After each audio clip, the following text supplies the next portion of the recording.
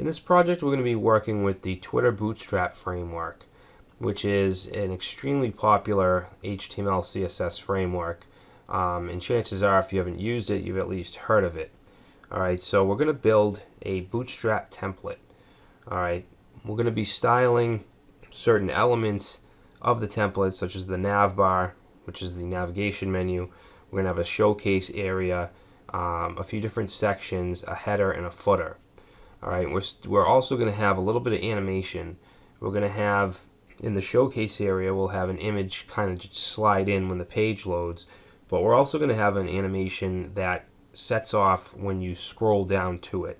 And to do that scroll functionality, we're going to use jQuery.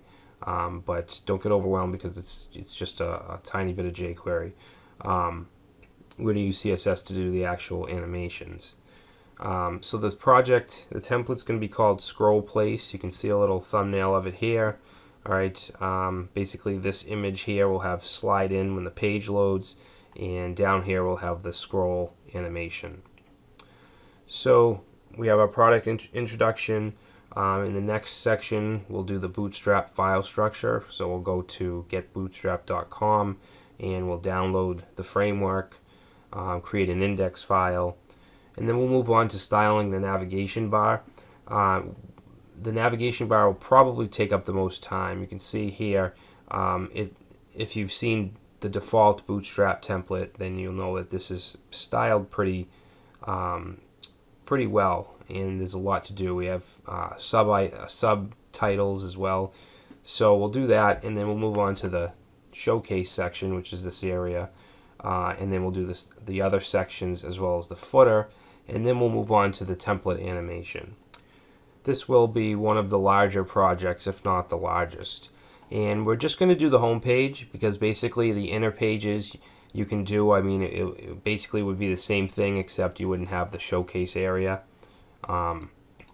So in this project you'll learn about the Twitter Bootstrap framework, how to download it and get it going and customize it. We're going to do in-depth CSS, alright, so we're really going to get into the styling of things.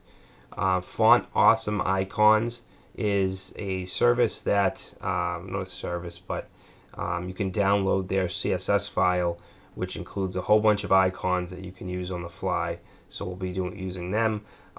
Scroll animation, like I said, we'll use jQuery to get that functionality, and responsive CSS, of course. Twitter Bootstrap is responsive by nature, but we'll need to add a few things to make it look right. Alright, so let's move on to download Bootstrap.